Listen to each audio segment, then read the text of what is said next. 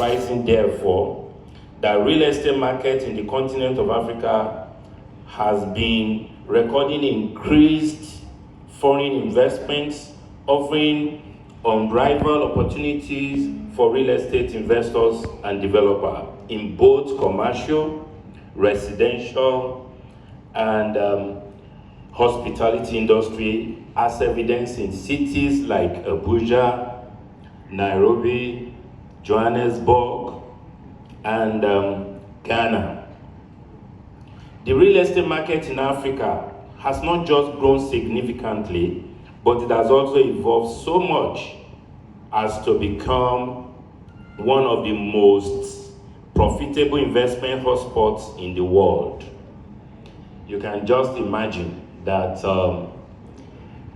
the per square meter of land in Banana Island in Lagos is 3 million naira per square meter. And where we are, it oscillates between 2.5 to 4 million naira. So even at its present height of lucrativeness, opportunity yet to be unlocked abounds in Africa. So when we effectively tap into, we will make it undeniably the most dynamic, the bedrock of wealth creation and sustainable economic development in Africa, with a remarkable contribution to our overall GDP of various countries in Africa. In the nearest future, the market will become more dynamic, more lucrative, and more profitable to players and stakeholders in the industry. The reason for this are not far-fetched, that just mentioned those ones earlier.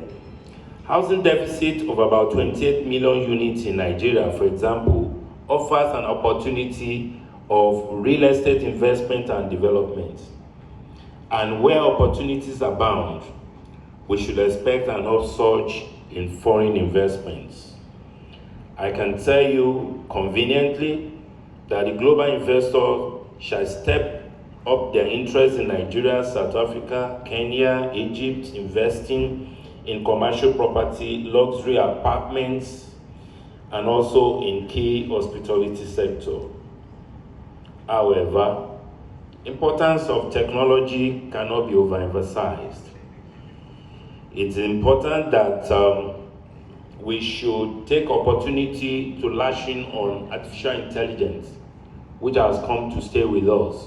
I would just like to give us a sneak peek of who I'm actually inviting to the microphone.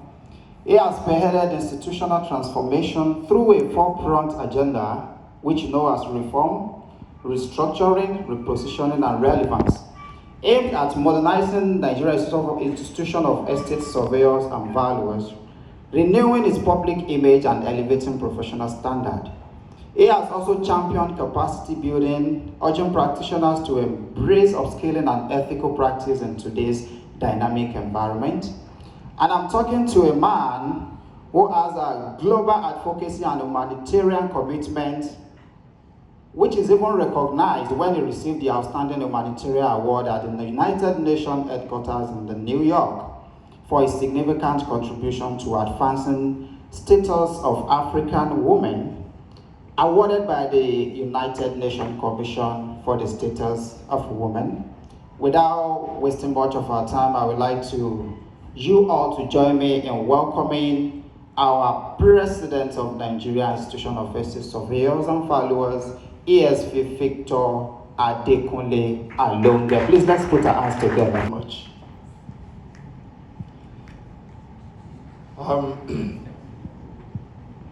It gives me a great pleasure to be here this morning.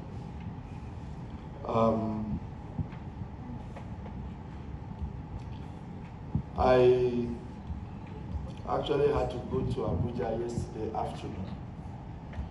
Got to Abuja at 6 p.m. Had a meeting till 2 a.m. this morning. And saw the program that I was going to present a goodwill message today. So slept for 3 hours and here I am in Lagos. And I also speak to my brother, the president. As soon as I finish this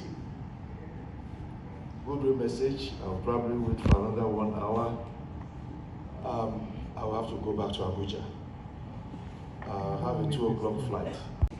And conducive business environment, make it a business hub and choice destination for international investment, especially in real estate. This conference is a unique platform to focus on the dynamics, versatility, and resilience of Africa's real estate.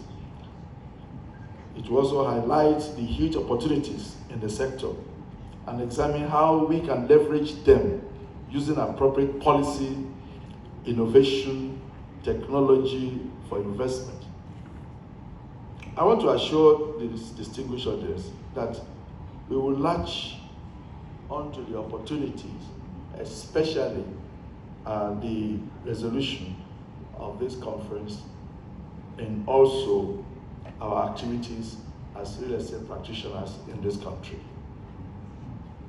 With an insight and strategic theme, shaping the future of African real estate market, exploring opportunities, I believe the entire retinue of carefully selected speakers, global experts, and panelists is a manifestation of the commitment of this conference to having robust deliberation that will positively impact the future of real estate markets in Africa, while providing a significant opportunity for delegates, real estate practitioners, and professionals from across the continent to network, share experiences, compare notes on industry developments, and build solid business connection.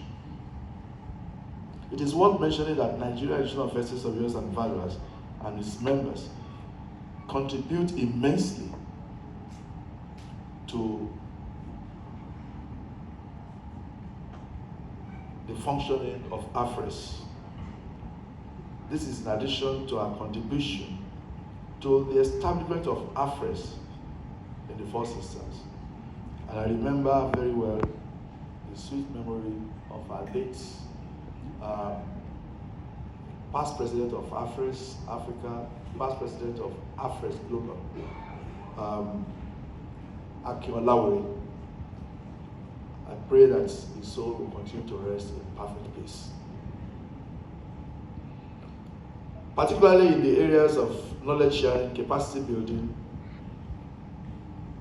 we appreciate the relationship between our institution and AfRES.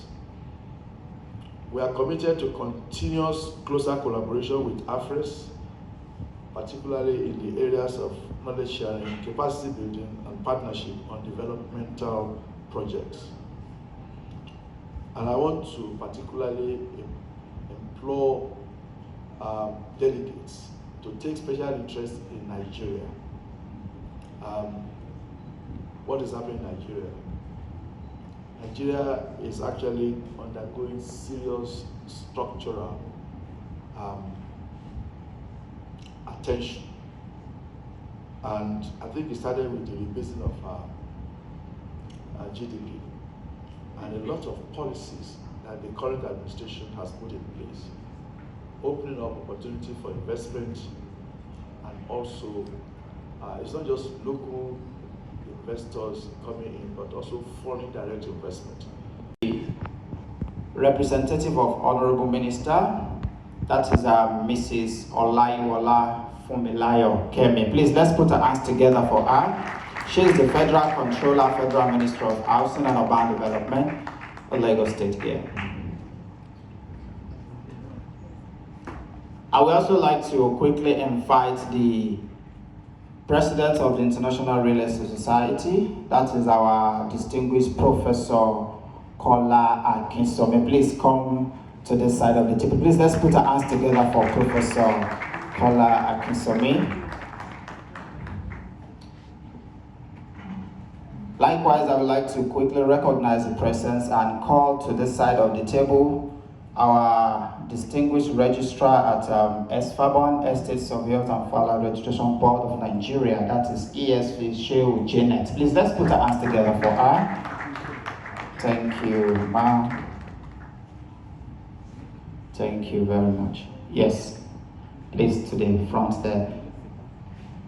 Also, we recognize the presence of the Managing Director of Railway Property Management Company Limited in person of Mr. Timothy Salanga. Please let's put our hands together for him.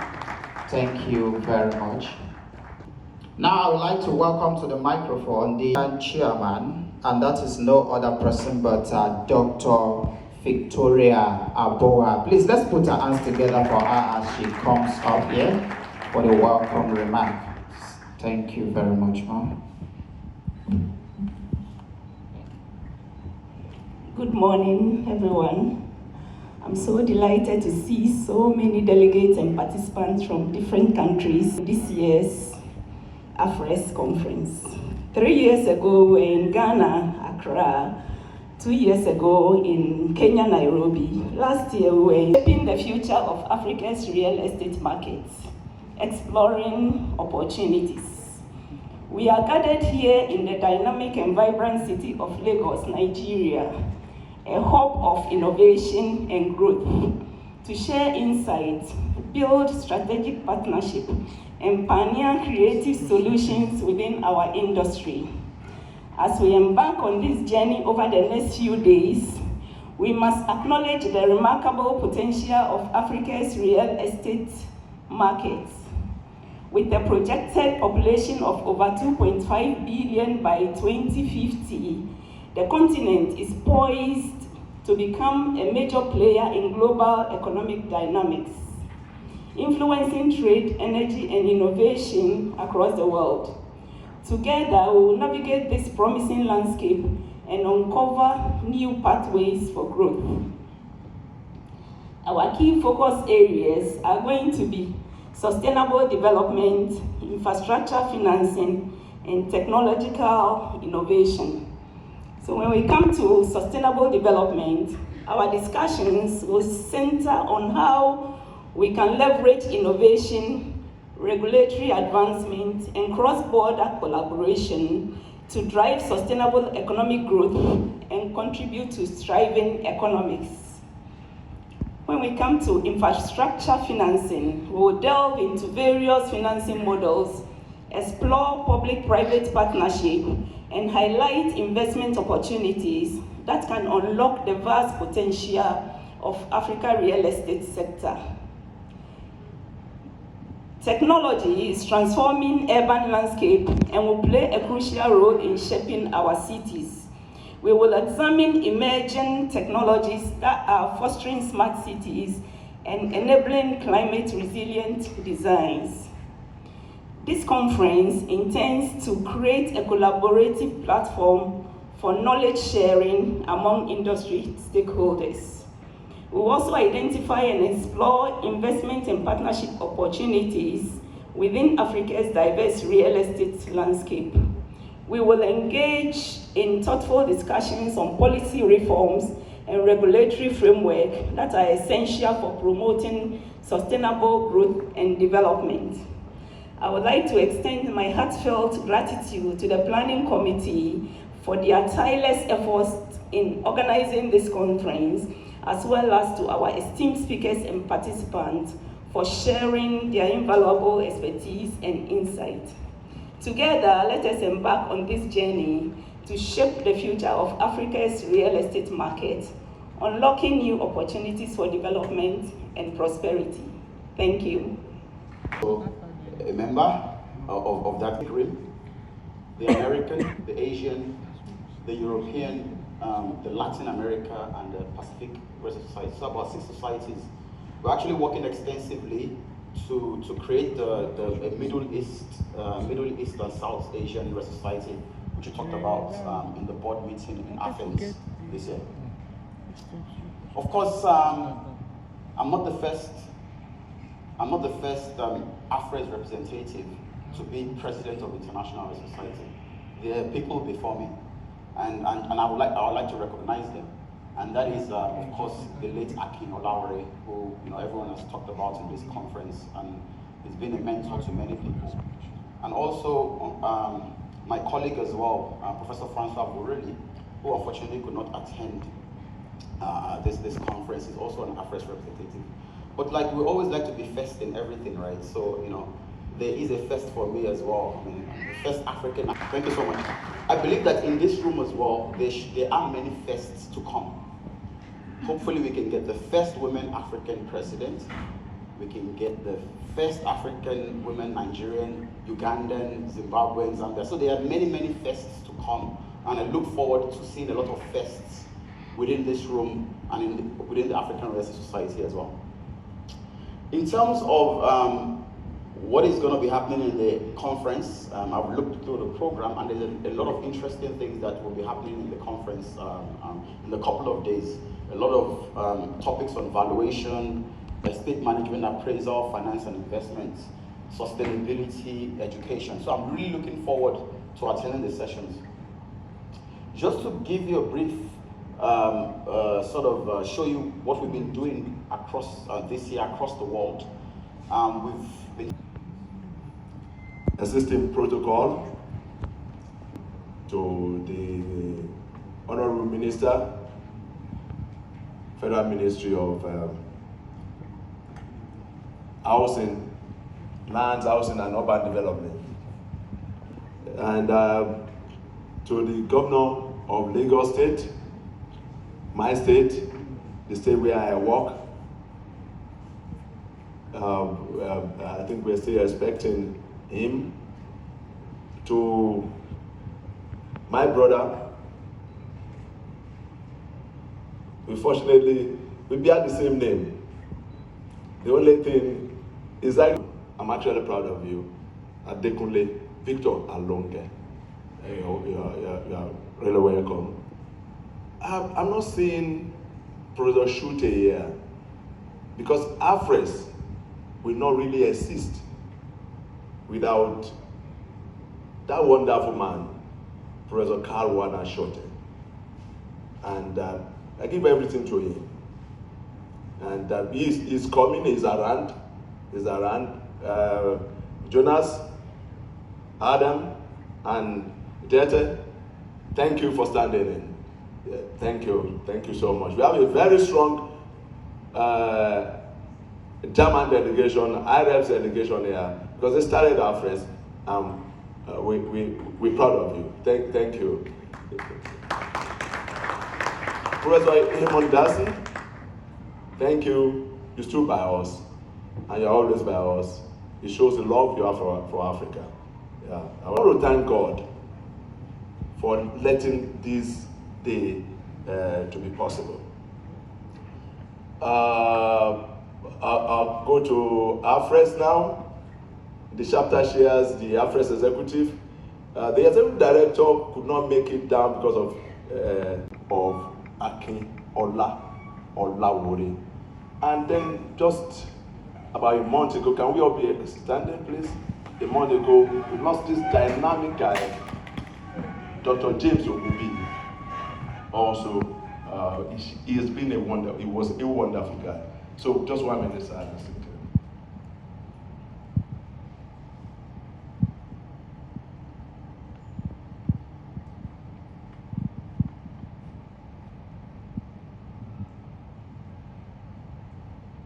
Professional par excellence in all its handles, and I cannot imagine, that he will not be part of today's gathering.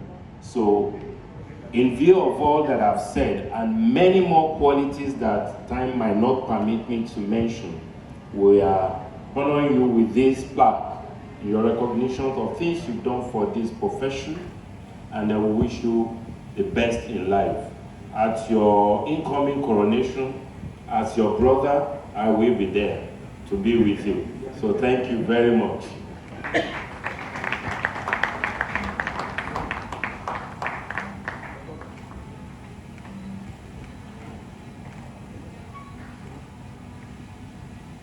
Thank you very much, sir.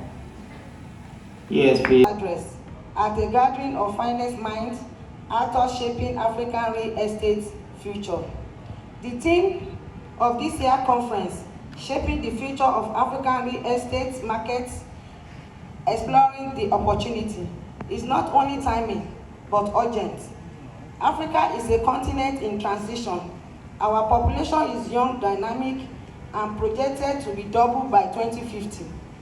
Rapid urbanization increase. The real estate sector sits at the heart of this transformation as an engine of growth, a vehicle of investment, and a foundation of sustainable development. Across Africa, real estate is more than bricks and mortar. It is about jobs, economic transformation, inclusiveness, and sustainability. In Nigeria, real estate and construction contribute over 9% of GDP, employing millions directly and indirectly, and have the potential to drive even greater growth if we unlock the sector's full potentials. Yet, while the opportunities are immense, so too are the challenges. Across Africa, we face a persistent housing deficit, inadequate infrastructure. 1. Housing deficit. Nigeria faces an estimated 20 to 22 housing deficit, while across Africa, the gap exceeds 50 million homes. This is not just a number. It represents millions of families without decent shelter. 2. Urbanization surge. Our cities are growing at breakneck speed. Lagos alone adds 600 new residents annually. This rapid urbanization creates both pressure and opportunity for housing, transport, and infrastructures. 3. Investment potentials. The Nigerian real estate market is worth over $56 billion and growing at the double-digit rate annually. Africa as a whole has property markets projected to hit $1 trillion by 2030 if we created enabling environment. Nigeria's bold initiatives, the Renew Hope Agenda. Ladies and gentlemen, in line with the Renew Hope Agenda of President Ahmed Bola Tinubu, permit me to highlight how Nigeria is acting on these opportunities. 1. Renew Hope Cities and Estate Program, a flagship initiative to deliver 100,000 affordable housing units nationwide in partnership with private sectors. Already, pilot projects are underway in states like Nasarawa, Katsina, Kano, and Lagos, providing mixed income housing for low, medium, and high income groups. 2. Land administration and policy reform. The ministry has launched the National Land Titling, Registration and Documentation Program in collaboration with Lagos State to simplify land titling and harmonize land registries. It is also intended to unlock over $3 billion worth of debt capital tied to untitled land and improve ease of doing business.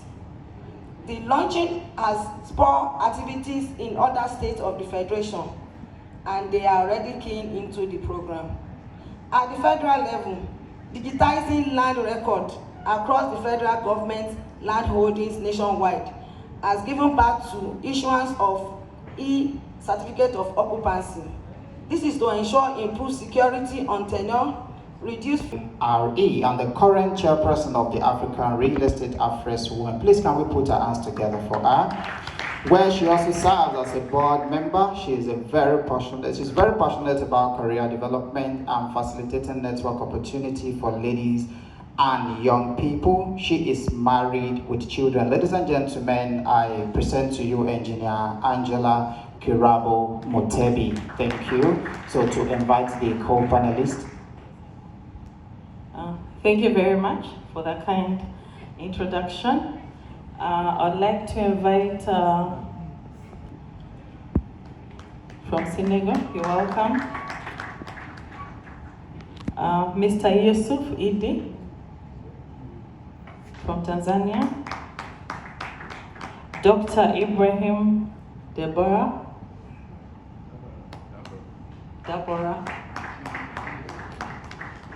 from UK, and Dr. Joseph Yakim from Nigeria.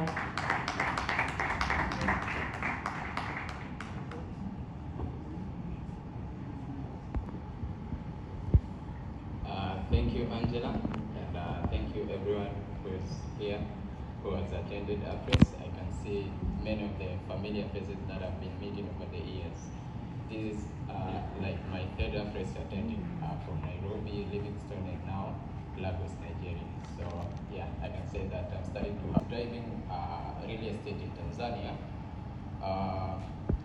From the work that I've been doing and the research that I've been conducting, we can say that Tanzania is mainly driven by the increasing urbanization, the urban population, especially in Dar es Salaam. The trend of rising urban population in Dar es Salaam is so exceptional, we can say, because if you see in some of the statistics, Angela, Dar es Salaam is predicted to be one of the largest crowded cities in 2100, even more than Lagos. So I can see Nigerians are proud with this one, but Dar es Salaam is coming for you people. So this increase in population is faced with the real estate challenge. It has been mentioned earlier by the presenter that there is a shortage in housing unit, not only in Nigeria, but all of Dar es Salaam. That we have this influx of population, but we don't have enough unit that can be able to accommodate these people. We are saying of residential unit, but also commercial properties. Yeah. Thank you. Projected. What innovative ideas have you come up to be able to curb this challenge? And also, what have you looked into to be able to cater for affordable housing in Nigeria? The last speaker talked about PropTech. It's one way of helping the real estate sector to grow. The last speaker also talked about new entrants, new population in Lagos, about 600 per annum. Now the government is coming up with diverse policy. I want to borrow from what she said in order to cushion the adverse effect of housing shortage in not only big cities in Nigeria. And one of those is affordable housing. Now, so that those who will not be able to afford the luxury one should be able to afford the lower class houses. And then another area is also to provide financing. So financing is one of the major problems, but in a way, crowdfunding and other means will be used to assist new entrants into getting houses. Thank you. We've listened to what they're trying to do to curb the affordable housing challenge. What are you doing about smart cities in Senegal? Thank you. Yeah, thank you, Angela. I supposed to speak in French, but as we are in Nigeria, I will try to do it in English. So,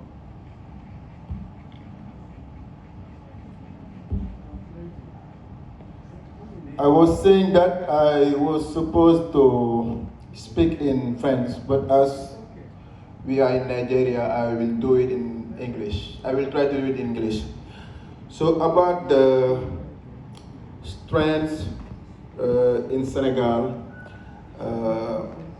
I think we have the old phenomenon called rural exodus. Do you know that the capital of Senegal, Dakar, is the smallest area in Senegal and the most populated city in Senegal? So the problem we are facing is the value of the land is growing up every day and to live in Senegal. So this phenomenon cause a rapid urbanization of the city. And this rapid urbanization of the cities, I think, is a big problem we are facing right now, presently in Senegal. And what is important presently is how we can find solution about that. As I told that in the beginning, Dakar is the capital of Senegal, the smallest areas and the most populous city. I heard. Okay, thank you very much, Angela. When you talk about trends and innovation in real estate, which is a matured market, one of the major trends I'd like to draw attention to is the game changing that the recent pandemic brought about. If I may ask, by show of or raise of hand, if you have, within the comfort of your home, bought something and is delivered at your doorstep, can you just wave? Okay. So we see a change in the logistics sector, especially in the United Kingdom, where you don't have to walk to a physical shop to get what you want. By technology that is ongoing at the moment and is gaining momentum is the introduction and emphasis on ESG, greening, smart homes, and all that. It has great premium, and especially in the office sector, there is high demand for premium offices in places like London. London is very popular, it's a hub where mighty, big organizations want to have their headquarters. So you find that, especially for premium offices that resonate with greening, ESG and all that, there's really high. So, we present this citation to you for your innumerable service to the federal government and for your presentation today. We really enjoyed it. And out of it, I believe most investors will come and invest in Nigeria. Thank you.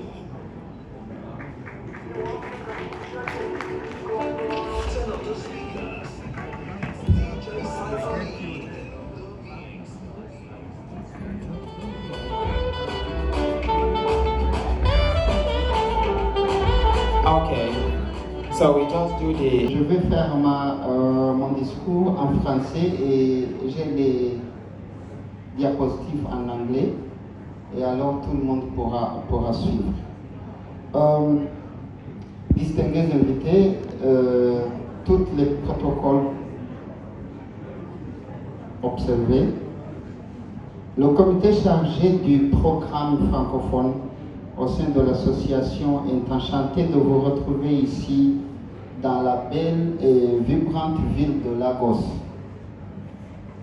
Je ne peux pas trouver les mots pour exprimer notre immense joie quand je me tiens à Lagos pour AfRES, et cela juste après un trimestre, c'est 3 mois de Dakar. Je veux ici dire que tout se pense, tout s'entreprend, mais surtout, tout est possible quand il y a la volonté, car vous le comprenez et vous l'entendez partout que vouloir, c'est pouvoir. C'était en 1997 à Maputo, Mozambique, quand l'association fut créée et on a eu la première conférence. Et depuis lors, on n'a plus parlé de portugais à l'AfRES. C'était en 2017 à Johannesburg. en Afrique du Sud quand le professeur Karwana Schutte avait posé un défi comme pourquoi est-ce que seulement l'anglais se parle à l'AfRES avec toute une diversité de langues que nous avons en Afrique. Ensuite, c'était à Nairobi au Kenya en 2023 quand le comité au projet francophone à l'association de l'immobilier africaine ici fut officiellement initié, et cela juste après un trimestre encore de Kigali. Et à Kigali, c'est là qu'on a eu la première présentation, la toute première présentation en français pour une conférence de l'AfRES. Alors, distingués invités, vous comprenez que Nairobi après Kigali et Lagos après Dakar. À Kigali, on parle français et on parle anglais. À Nairobi, on parle anglais et swahili. À Dakar, on parle français et à Lagos, on parle anglais. Et cela ne peut seulement se produire qu'après 28 ans. Vous comprenez bien que nous venons de très loin, mais nous allons encore plus loin en avant.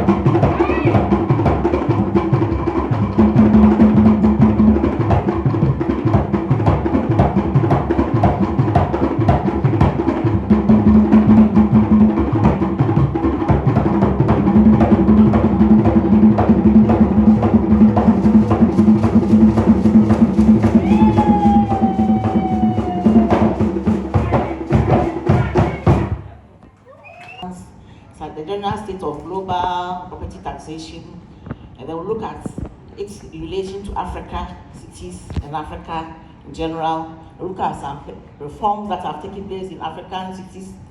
Then we'll look at the challenges and other things and the way forward. As a background, I would say that property taxation is the primary source of funding for many local development authorities and can be collected by either the state governments, the counties, or the local authorities. And in most developing countries, it is the major source of funding to develop local areas.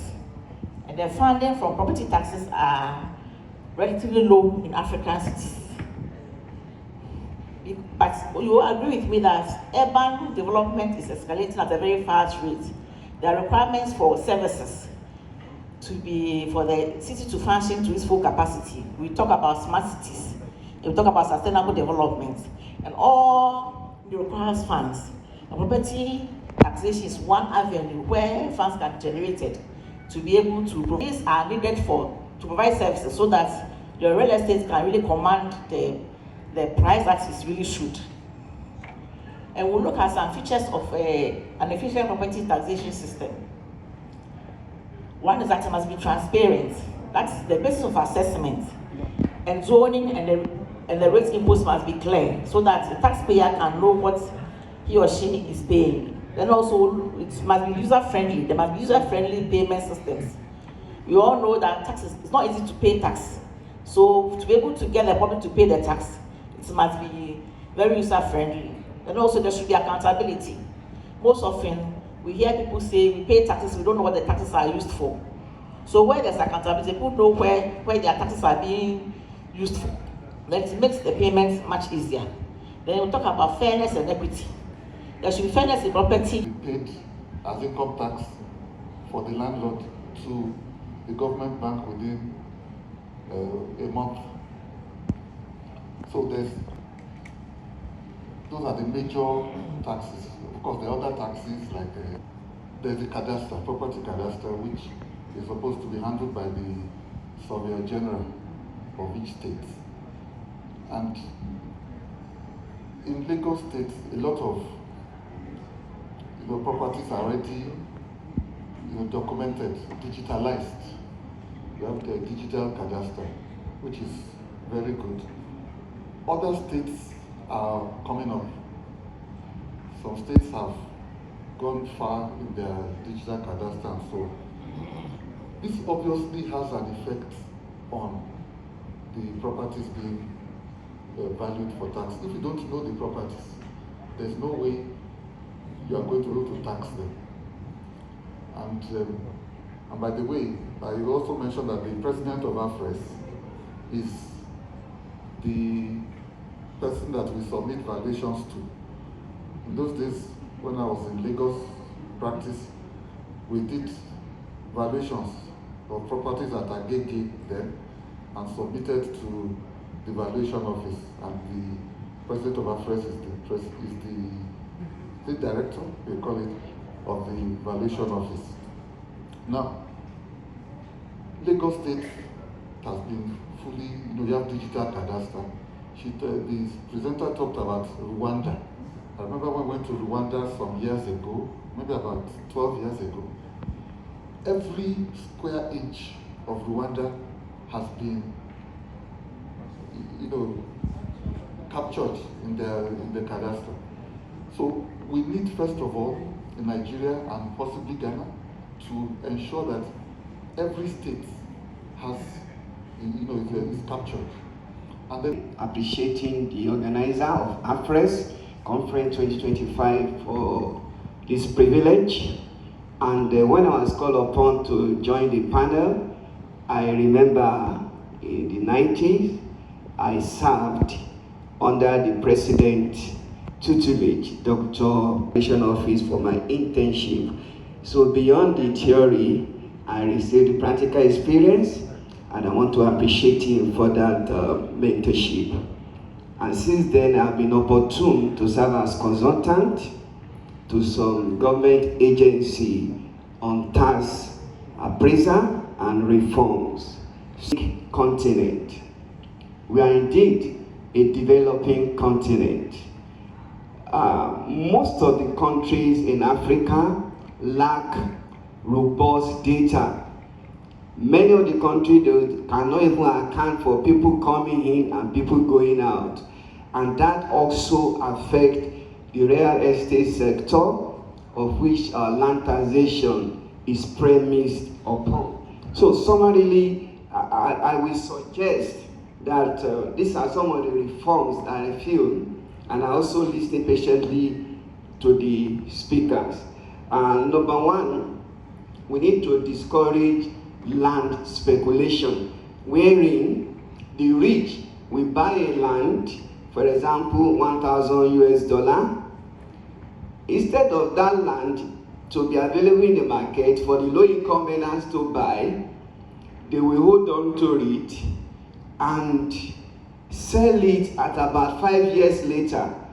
And the poor man now cannot afford it again, maybe now $10,000 US. So you will see a situation whereby the poor and the vulnerable are being pushed to the interior that is devoid of public services, thereby multiplying their travail and poverty. So one of the reforms is to ensure that land is taxed, land value taxation, to discourage speculation. Secondly, our taxation should be progressive. The higher you earn, the higher you pay. The less you earn, the less you pay. Also, our distinguished Professor Okumba said the other time, has been established in a way that it encompasses like 3 different taxation, all bundled into one.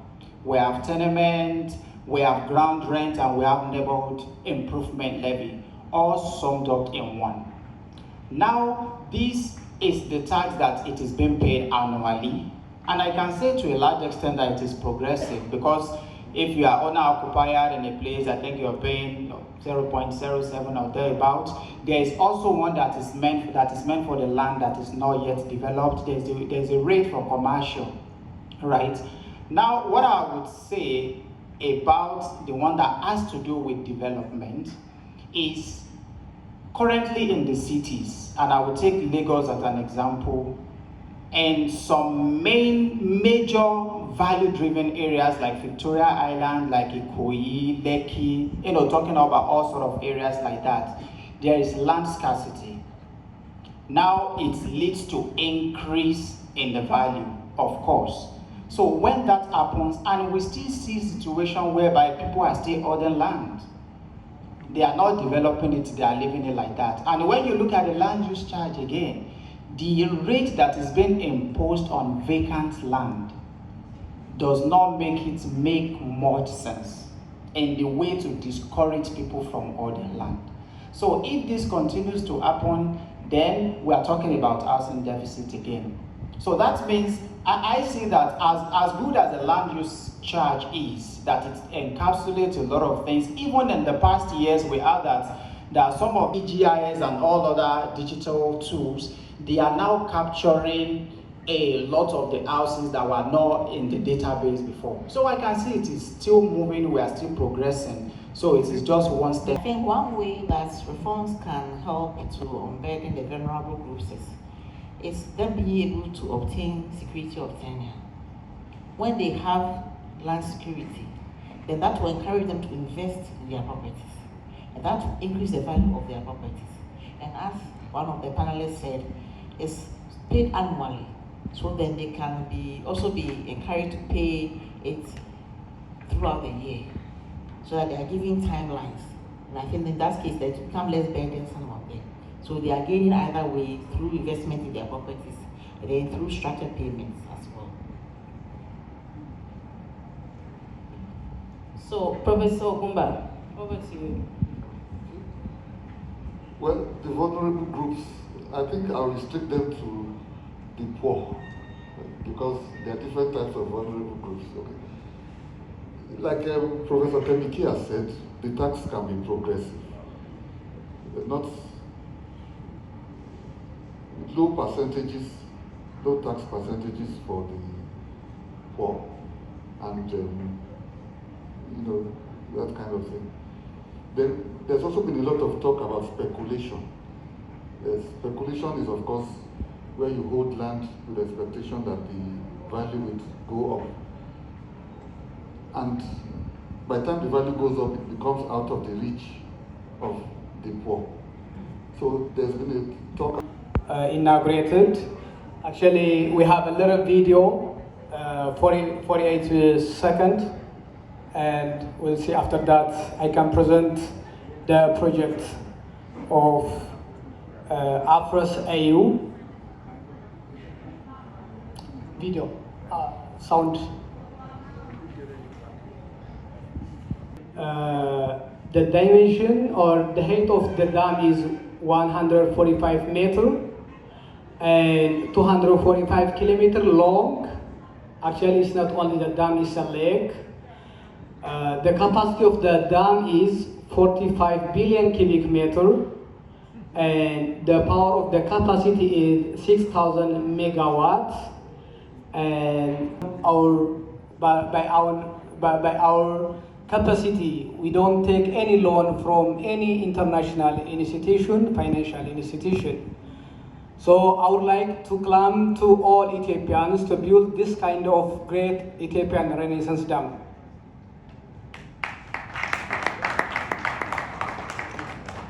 So,